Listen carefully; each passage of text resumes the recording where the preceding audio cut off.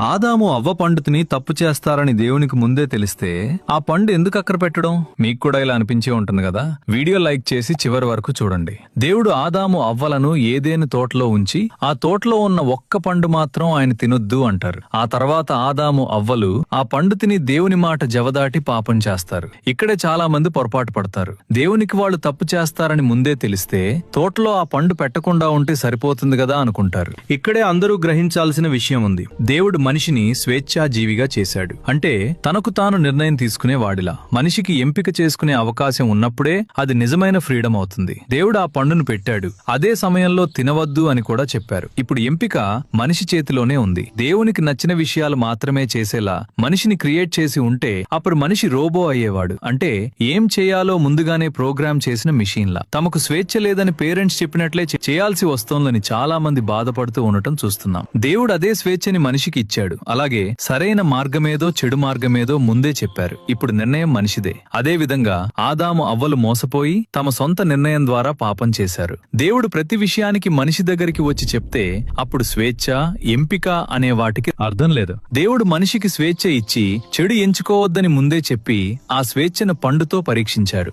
మనిషి చెడునే ఎంచుకున్నాడు. ఈ సందేశం అర్థమైన వారు ఆమేనని కామెంట్ చేయండి.